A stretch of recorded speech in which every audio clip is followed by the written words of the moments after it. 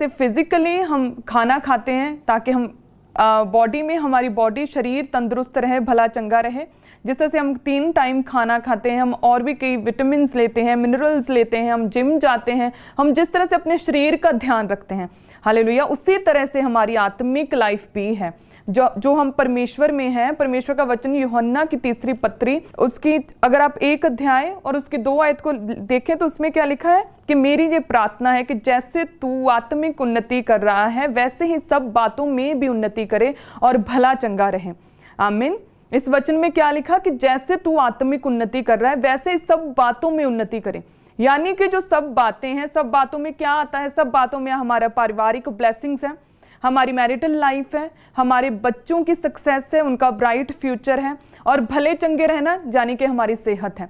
ये सभी चीज़ें, हमारा परिवार, हमारी सेहत, हमारी फाइनेंशियल ब्लेसिंग्स, सब बातों में भले चंगे रहना और सेहत का अच्छा रहना, सेहत का बिना रोगों के, स्वास्थ्य का। परमेश्वर कहता है कि मैं तेरे बीच में से रोगों को दूर करूंगा, यानी कि हमारा अच्छा स्वास्थ्य रहना, फाइनेंशियली ब्लेस रहना, पारिवारिक रीति से हमारी मैरिड लाइफ्स का, हमारे बच्चों का ब्राइट फ्यूचर होना, सब किस पर आधारित है। इसमें हम फिर से एक बार देखेंगे कि लिखा है कि मेरी ये प्रार्थना, जैसे तू आत्मिक उन्नति कर रहा है वैसे ही तू फाइनेंशियली, वैसे ही तू पारिवारिक रीति से, वैसे ही तू सब बातों में उन्नति करे और तेरा स्वास्थ्य भी अच्छा रहे। सो फाइनेंशियल ब्लेसिंग्स के लिए, अच्छी सेहत के लिए क्या जरूरी है? आत्मिक उन्नति। आमीन। कि हम आत्मिक रीति से ग्रो होते जाएं, ये जरूरी है ताकि हम फाइनेंशियली ब्लेस हों, ताकि आर्थिक रीति से ब्लेस हों, ताकि पारिवारिक रीति से ब्लेस हो, फैमिली ब्लेसिंग्स हमें मिले, ताकि हमारी सेहत अच्छी रहे।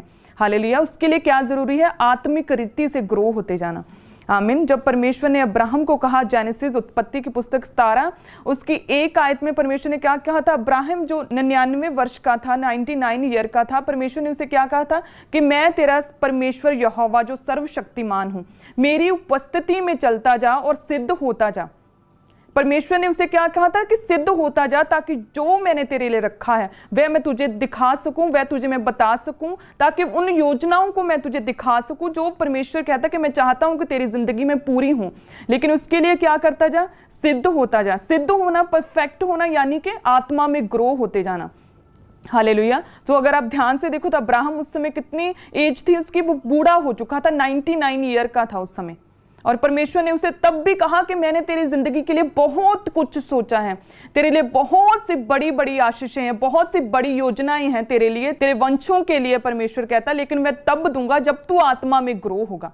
99 ईयर का, और फिर भी परमेश्वर उससे एक्सपेक्ट कर रहे हैं कि तू जब आत्मा में ग्रो होगा, शरीर में नहीं, जब आत्मा में ग्रो होगा। आपकी उम्र जो है वो मायने नहीं करती। हालेलुया। आपकी आत्मिक ग्रोथ मायने करती है। परमेश्वर से अपनी ब्लेसिंग्स को, परमेश्वर की योजनाओं को आपकी जिंदगी में फुलफिल हो, उसके लिए आपकी आत्मिक ग्रोथ मायने करती है।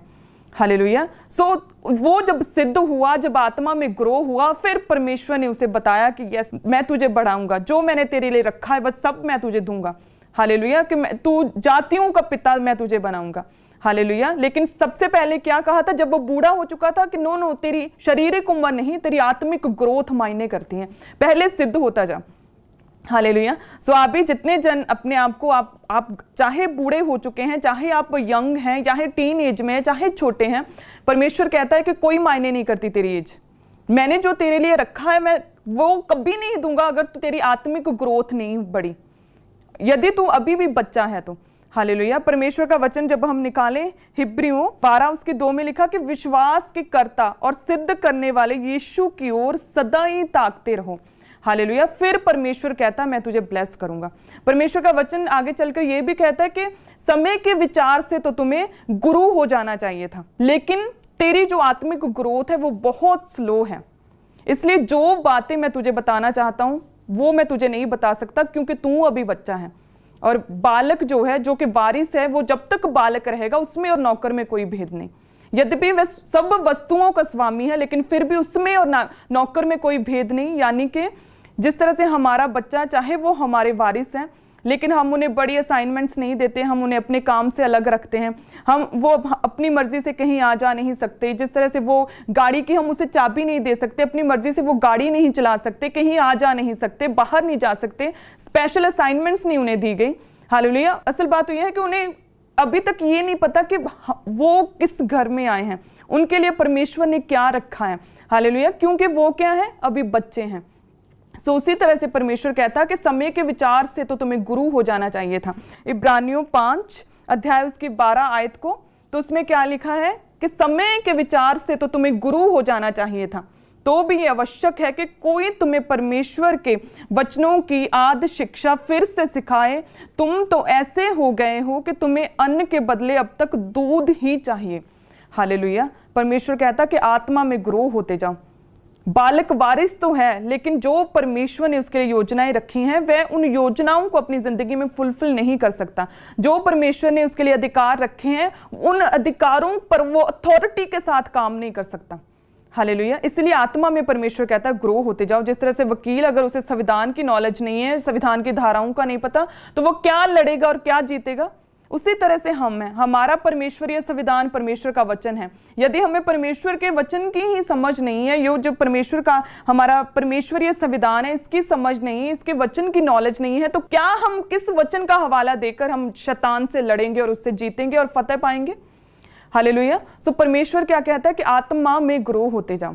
आमीन। परमेश्वर के दास के द्वारा टीचिंग्स को सुनने के लिए, अनाउंसमेंट्स और अपडेट्स को जानने के लिए आप हमारे YouTube चैनल को सब्सक्राइब करें और साथ में बेल आइकन को दबाएं, ताकि जब भी कोई नई अपडेट हो तो आप सबसे पहले जान सकें।